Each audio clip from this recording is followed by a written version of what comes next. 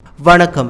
நீங்கள் இணைந்திருப்பது முதல்வனின் பிரதான செய்திகளோடு. அஸ்வசும பணத்திற்கு குறிவைத்த மோசடி கும்பல், பயனாளர்களுக்கு அவசர எச்சரிக்கை. சிடி விக்ரமரத்ன உயிர் மாய்ப்பு, மகனின் மனைவி புகாரால் அவிழ்ந்த மர்ம முடிச்சுகள்.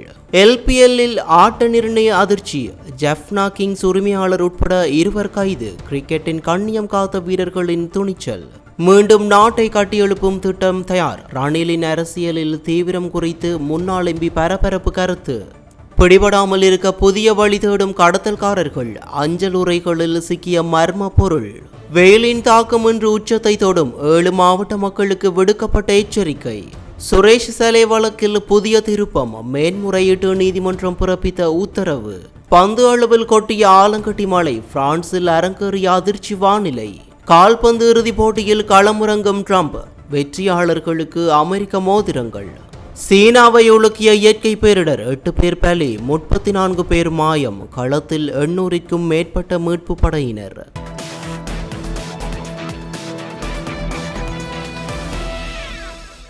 அஸ்வசும நலன்புரி திட்டத்தின் கீழ் பணப்பலன்களை பெறும் பயனாளர்களை இலக்கு வைத்து புதிய மோசடி நடவடிக்கைகள் இடம்பெறுவதாக நலன்புரி நன்மைகள் சபை எச்சரிக்கை விடுத்துள்ளது. நாட்டின் பல பகுதிகளில் உள்ள அஸ்வசும பயனாளர்களை அடையாளம் தெரியாத நபர்கள் தொலைபேசி மூலம் தொடர்பு கொண்டு தங்களை நலன்புரி நன்மைகள் சபையின் அதிகாரிகள் என அறிமுகப்படுத்தி தகவல்களை பெற்றுக்கொள்வதாக தெரிவிக்கப்பட்டுள்ளது. இதன் பின்னர் குறித்த தகவல்களை பயன்படுத்தி பண மோசடியில் ஈடுபடும் சம்பவங்கள் பதிவாகியுள்ளதாக சபை குறிப்பிட்டுள்ளது. எனினும் இவ்வாறான மோசடி அழைப்புகளுக்கும் நலன்புரி நன்மைகள் சபைக்கும் எவ்வித தொடர்பும் இல்லை என அதிகாரிகள் தெளிவுபடுத்தியுள்ளனர். அஸ்வசும பண பலன்கள் தொடர்பாக தொலைபேசி மூலம் தனிப்பட்ட தகவல்கள், வங்கி விவரங்கள் அல்லது ரகசிய குறியீடுகளை கோரும் நபர்களிடம் அவதானமாக இருக்குமாறும் அறிவுறுத்தப்பட்டுள்ளது. இவ்வாறான போலியான அழைப்புகள் அல்லது மோசடி முயற்சிகளுக்கு முகங்கொடுத்தவர்கள் உடனடியாக அருகிலுள்ள போலீஸ் நிலையத்தில் முறைப்பாடு செய்யுமாறு கேட்டுக் கொள்ளப்பட்டுள்ளனர்.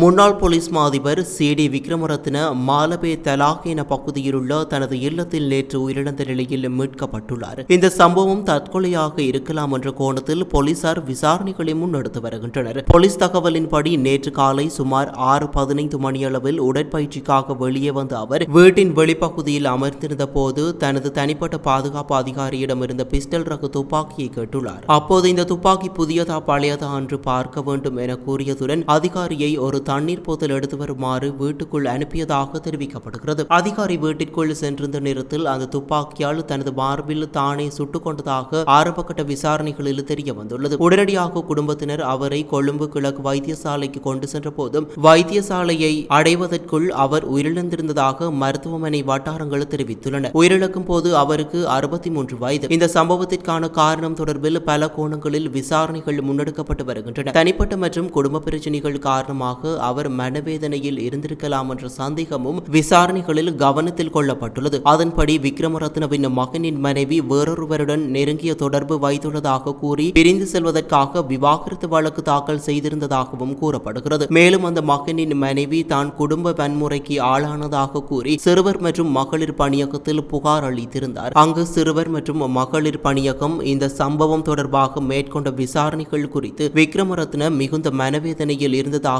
தெரிவிக்கப்படுகிறது. தான் போலீஸ் மா அதிபர் பதவியை வகித்த போலீஸ் திணைக்களத்தின் பணியகம் தனது மகனின் பிரச்சனையில் நடந்து கொண்ட விதம் குறித்து உயிரிழந்த முன்னாள் போலீஸ் மா அதிபர் தனது நெருங்கிய நண்பர்கள் சிலரிடம் மிகுந்த கவலையுடன் பேசியிருந்ததாகவும் கூறப்படுகிறது. இதனையடுத்து கடுவலை நீதவான் அருண இந்திரஜித் புத்ததாச சம்பவ இடத்திற்கு சென்று பார்வையிட்டதுடன் போலீஸ் மா அதிபர் பிரியந்த வீரசூரியவும் வீட்டிற்கு நேரில் சென்று நிலைமைகளை ஆய்வு செய்துள்ளார். சம்பவம் தொடர்பாக 2 விசேட போலீஸ் குழுக்கள் மேலதிக விசாரணைகளை மேற்கொண்டு வருகின்றன. இலங்கை பிரீமியர் லீக் போட்டிகளில் ஆட்ட நிர்ணயம் செய்ய முயன்றதாக கூறப்படும் குற்றச்சாட்டில் கைது செய்யப்பட்ட ஜெஃப்னா கிங்ஸ் அணியின் இணை உரிமையாளர் உள்ளிட்ட 2 எதிர்வரும் 31ஆம் தேதி வரை விளக்கமறியலில் வைக்க கொழும்பு பிரதான நீதவான் நீதிமன்றம் உத்தரவிட்டுள்ளது. நேற்று காலை விளையாட்டு ஊழல் ஒழிப்பு விசாரணை பிரிவின் அதிகாரிகளால் இவர்கள் கைது செய்யப்பட்டு கொழும்பு நீதவான் நீதிமன்றத்தில் ஆஜர்படுத்தப்பட்டதை தொடர்ந்தே இந்த உத்தரவு பிறப்பிக்கப்பட்டுள்ளது. இதன்படி ஜெஃப்னா கிங்ஸ் அணியின் இணை உரிமையாளரான மஞ்சோத் கல்ரா மற்றும் அவருக்கு உதவி வழங்கியதாக சந்தேகிக்கப்பட்ட அழைக்கப்படும் யுவராஜ் குஷ்வஹா ஆகிய இருவரே இவ்வாறு விளக்கமறியலில் வைக்கப்பட்டுள்ளனர். மேலும் இவ்வாறு கைது செய்யப்பட்ட இருவரும் இந்திய பிரஜைகள் என தெரிவிக்கப்பட்டுள்ளது. 2026 ஆண்டுக்கான இலங்கை பிரீமியர் லீக் போட்டிகள் ஆரம்பமாக உள்ள நிலையில் 2026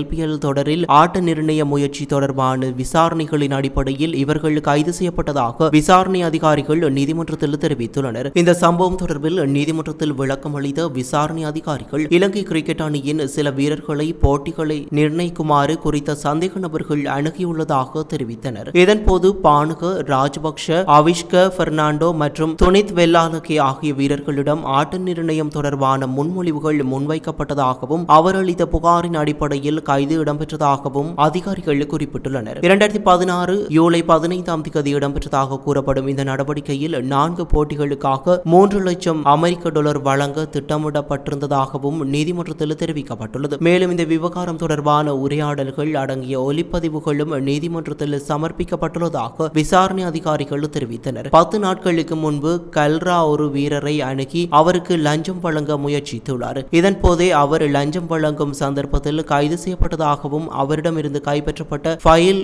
95 லட்சம் ரூபாய் பணம் இருந்ததாகவும் நீதிமன்றத்தில் தெரிவிக்கப்பட்டது. மேலும் விசாரணைகள் தொடர்ந்து முன்னெடுக்கப்பட்டு வருவதால் இதனை பரிசீலித்த கொழும்பு பிரதான நீதவான் அசங் எஸ் போதராகம இருவரையும் எதிர்வரும் 31ஆம் தேதி வரை விளக்கமறியலில் வைக்க உத்தரவிட்டுள்ளார். எவ்வாறாயினும் சந்தேக நபர்கள் சார்பில் முன்னிலையான சட்டத்தரணி நீதிமன்றத்தில் கருத்து தெரிவிக்கையில் சந்தேக நபரான இந்த அணியின் உரிமையாளர் லஞ்சம் வழங்கியதற்கான எந்த ஒரு சாட்சியமும் இல்லை என குறிப்பிட்டார் என்பதும் குறிப்பிடத்தக்கது. நாட்டின் தற்போதைய அரசாங்கத்தின் பயணம் நாட்டுக்கு பொருத்தமானதாக இல்லை என்பதை முன்னாள் ஜனாதிபதி ரணில் விக்ரமசிங்க உணர்ந்துள்ளதாகவும் மீண்டும் நாட்டுக்காக தனது கடமையை செய்ய வேண்டிய நிலை ஏற்பட்டுள்ளதாகவும் ஐக்கிய தேசிய கட்சியின் முன்னாள் நாடாளுமன்ற உறுப்பினர் அஜித் மான்னபெரு தெரிவித்துள்ளார். கம்பகாவில் உள்ள தனது இல்லத்தில் நடைபெற்ற ஊடகவியலாளர் சந்திப்பில் கருத்து வெளியிட்ட அவர் ரணில் விக்ரமசிங்க எப்போதும் தொலைநோக்குடன் சிந்தித்து செயற்படுபவர் என குறிப்பிட்டார். மேலும் எதிர்காலத்தில் நாடு எதிர்கொள்ளக்கூடிய நிலைமைகளை அவர் முன்கூட்டியே புரிந்து கொண்டுள்ளதாகவும் நாட்டை மீண்டும் கட்டியெழுப்புவதற்கான திட்டம் ஒன்றை அவர் தயாரித்துள்ளார். அவர் எப்போதும் இளைஞர்கள் தொடர்பில் அதிக கவனம் செலுத்துபவர். மேலும் ஆசியாவில் முதலாவது இளைஞர் அமைப்பை உருவாக்கியவரும் அவரே என தெரிவித்தார். ஆனால் தற்போது நாட்டின் இளைஞர்கள் மீது நம்பிக்கை குறைந்து வருவதாகவும் இதனால் கல்வி அறிவு பெற்ற பலர் வெளிநாடுகளுக்கு செல்வதாகவும் அவர் சுட்டிக்காட்டினார். இதன் காரணமாக வைத்தியசாலைகளில் வைத்தியர் பற்றாக்குறை, நீதித்துறையில் சட்டத்தரணிகள் பற்றாக்குறை மற்றும் மின்சாரத்துறையில் பொறியியலாளர்கள் பற்றாக்குறை போன்ற பிரச்சனைகள் ஏற்பட்டுள்ளதாகவும் அவர் குறிப்பிட்டார். ரணில் விக்ரமசிங்க அரசியலில் இருந்து விலகி இருக்கவே தீர்மானித்திருந்ததாகவும் தானும் அதே நிலைப்பாட்டில் இருந்ததாகவும் தெரிவித்த அவர் தற்போதைய அரசாங்கத்தின் நடவடிக்கைகளை பார்க்கும் போது அரசியலில் இருந்து விலகுவது சரியான முடிவாக இருக்காது என்ற நிலை ஏற்பட்டுள்ளதாக குறிப்பிட்டார். மேலும் எதிர்க்கட்சிகள் நாடாளுமன்றத்திற்குள் போதுமான முறையில் செயற்படவில்லை என்றாலும் நாடாளுமன்றத்திற்கு வெளியே கூட்டு எதிர்க்கட்சி அரசாங்கத்தின் நடவடிக்கைகளை உன்னிப்பாக கண்காணித்து வருவதாகவும் அஜித் மான்னபெரு மேலும் தெரிவித்தார்.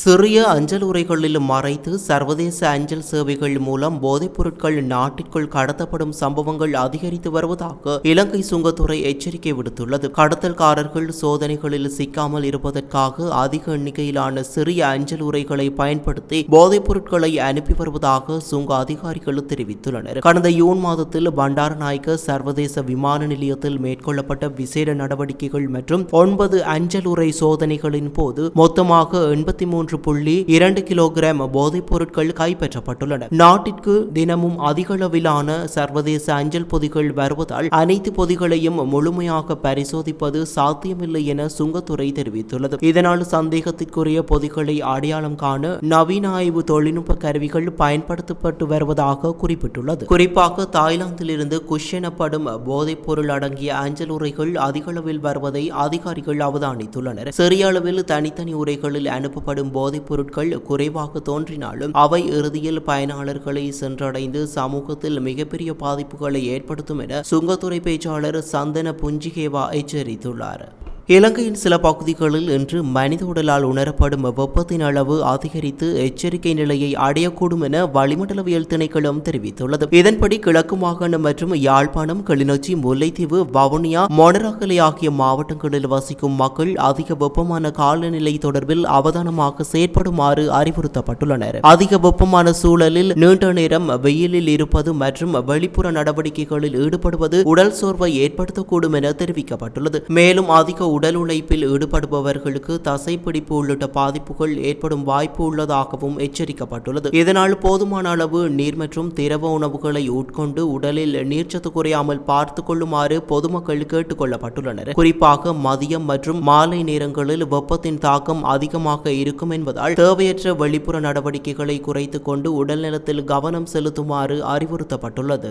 அரச புலனாய்வு பிரிவின் முன்னாள் பணிப்பாளர் சுரேஷ் சலே கைது செய்யப்பட்டு தடுத்து வைக்கப்பட்டுள்ளமைக்கு எதிராக தாக்கல் செய்யப்பட்டுள்ள மனுவில் தங்களையும் ஒரு தரப்பாக இணைத்துக் கொண்டு கருத்துக்களை முன்வைக்க அனுமதிக்குமாறு கோரிய இடைக்கால மனுக்கள் தொடர்பான விசாரணை ஒத்திவைக்கப்பட்டுள்ளது. இது தொடர்பான உத்தரவை மேன்முறையீட்டு நீதிமன்றம் நேற்று பிறப்பித்துள்ளது. இதற்கமைய குறித்த வழக்கு எதிர்வரும் ஆகஸ்ட் மாதம் 4ஆம் திகதிக்கு ஒத்திவைக்கப்பட்டுள்ளதாக தெரிவிக்கப்பட்டுள்ளது. மேன்முறையீட்டு நீதிமன்ற தலைவர் நீதியரசர் ரொஹான் அபேசூரிய முன்னிலையில் இந்த மனுக்கள் விசாரணைக்கு எடுத்துக் கொள்ளப்பட்டன. பெங்கமுவே நாவலக்க தேரர் மற்றும் பேராயர் மெல்கம் கர்தினால் ரஞ்சித் ஆண்டகை உள்ளிட்ட 8 தரப்பினரால் குறித்த இடைக்கால மனுக்கள் தாக்கல் செய்யப்பட்டுள்ளன. நேற்றைய விசாரணையின் போது சுரேஷ் சலே சார்பில் முன்னிலையான ஜனாதிபதி சட்டத்தரணி சஞ்சீவ ஜெயவர்தனவின் சமர்ப்பணங்கள் நிறைவடைந்த பின்னர் இடைக்கால மனுக்கள் தொடர்பான கோரிக்கைகள் பரிசீலிக்கப்படும் என நீதியரசர் தெரிவித்தார். இதன்படி இடைக்கால மனுக்களை தாக்கல் செய்த தரப்பினரின் சட்டத்தரணிகளின் இணக்கப்பாட்டுடன் குறித்த மனுக்கள் மீதான மேலதிக பரிசீலனைக்காக எதிர்வரும் ஆகஸ்ட் மாதம் 4 மற்றும் 6ஆம் திகதிகளில் மீண்டும் நீதிமன்றத்தில் அழைக்குமாறு மேன்முறையீட்டு நீதிமன்றம் உத்தரவிட்டுள்ளது. பிரான்சின் ஆர்டிஷ் உள்ளிட்ட சில பகுதிகளில் ஏற்பட்ட கடுமையான ஆலங்கட்டி மழையால் வாகனங்கள், மின்கம்பிகள் மற்றும் விவசாய நிலங்கள் பெரும் சேதத்தை சந்தித்துள்ளன. குறித்த பகுதிகளில் பந்து அளவிலான ஆலங்கட்டிகள் பெய்த காட்சிகள் தற்போது சமூக வலைதளங்களில் வெளியாகி வைரலாகி வருகின்றது. இதனால் வீதிகளில் நிறுத்தப்பட்டிருந்த பல வாகனங்கள் சேதமடைந்துள்ளன. மேலும் ஆலங்கட்டி மழையின் தாக்குதலால் மின்கம்பிகள் பாதிக்கப்பட்டதை தொடர்ந்து சுமார் 600 வீடுகளுக்கான மின்சாரம் துண்டிக்கப்பட்டுள்ளதாக மாகாண நிர்வாகம் தெரிவித்துள்ளது. இதற்கிடையில் ஆர்டேஷ் பகுதிகளில் உள்ள பல திராட்சை தோட்டங்களும் கடுமையாக பாதிக்கப்பட்டுள்ளதாக தெரிவிக்கப்படுகிறது. தற்போது சேத விவரங்களை மதிப்பீடு செய்யும் பணிகள் தொடர்ந்து முன்னெடுக்கப்பட்டு வருகின்றது.